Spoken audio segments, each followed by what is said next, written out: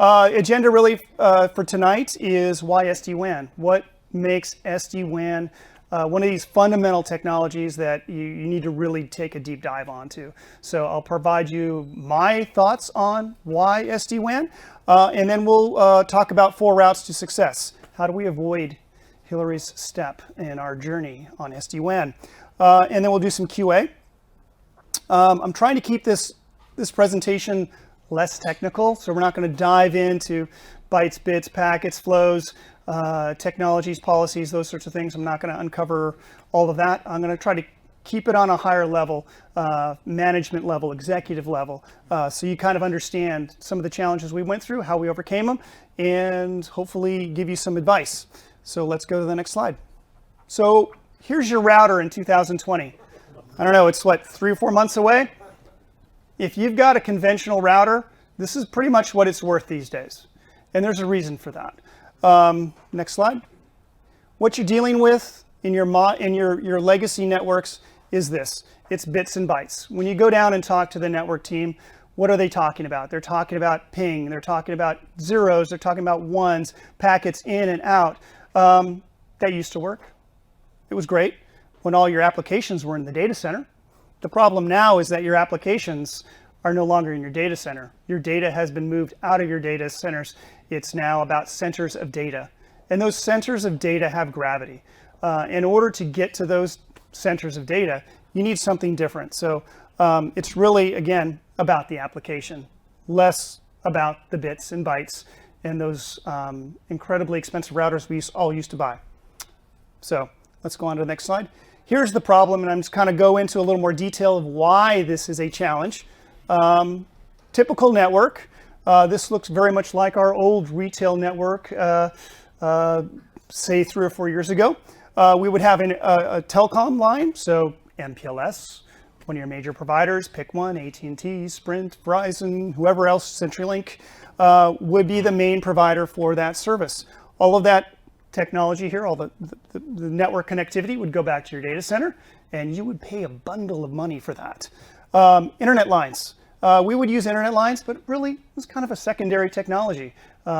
Maybe browse a little bit, but most of the data all went back to the data center. So it was nice to have, and it was nice to have in a backup when that MPLS line failed. The challenge with that, and let's click a little bit more,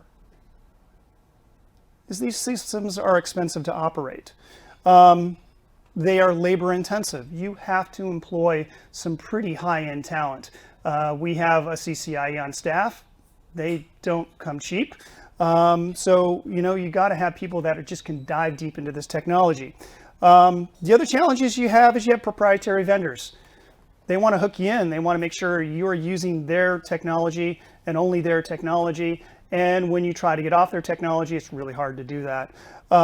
Additionally, you have these telecom providers that are providing you MPLS and expensive, low bandwidth. And every 3 years, you got to renegotiate the contract. So you have this conversation with your rep, and then you go out and you get 2 bids from another company, and you're thinking like, whoa, I got a really good deal here.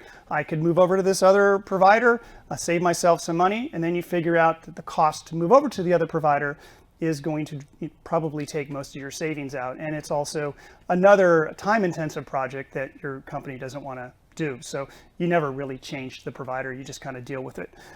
Maybe you save some money, maybe you don't. The other pieces are innovation.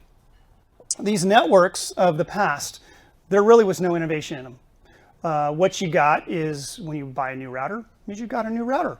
It had a new chip in it, great, but did it have any new innovation in it? Not really. It's just a little faster, a little more expensive, same way to operate it, but you really didn't get any benefit out of it. So why would you change out? You didn't really want to do it. The other big piece here is that none of this network is not cloud ready. It does not have an answer for Okta, does not have an answer for O365, email, Azure. Trying to run MPLS to one of these clouds, you couldn't do it. It's expensive. It's not really great. And you need to spend a lot of time on the internet lines, and you don't get any application performance. So how do you know that, say for instance, your Azure AD is the problem, that's the delay and it's not the network. Your network team is constantly firefighting. They're always trying to find how can they be innocent of this when they can't prove anything? Because these networks won't give you that telemetry. They won't give you that information. So these are some of the challenges with these legacy networks, and that's why your router, if you still have one from a major vendor and you're not looking at SD WAN, it's going to be a brick next year. So let's move on to the next. So how can we improve?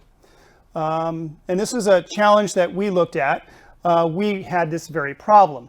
Our applications were moving to the cloud. We were an early adopter of O365. We have Salesforce. We have SaaS applications. We've now gotten into PaaS. We've moved on to data lakes, Azure Databricks, and more recently we have deployed our retail stores with a cloud-based application based on Dynamics 365. None of that lives in the data center, not anymore. So how can I take that network from the past and bring it forward? On top of that, it's expensive to operate, to deploy, very difficult. A lot of CLIs, was not automated. And I think we ran a number at one point where it took almost 120 hours to bring us a retail store online. A ridiculous amount of time, and very frustrating when the business wants things on demand. So we took it upon ourselves to look at how we could improve. And one of the ways that we determined that would help us out is looking into this technology called SD WAN. So if we go to the next slide. SD WAN is really a cloud-first WAN design. So we're leveraging no longer MPLS. We could use MPLS, but we don't leverage it directly.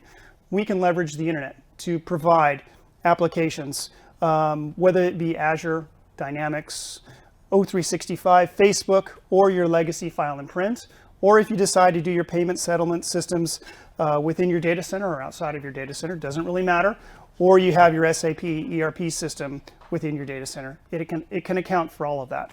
So how does it do it? Next slide. Simple devices. This is another piece. These complex routers of the past are now replaced by these simple devices, which also helps reduce some of the cost. But the key piece here is this controller. All of the, and Aaron mentioned this, all of the control of these networks, all the management plane, let's call it that, exists in this controller.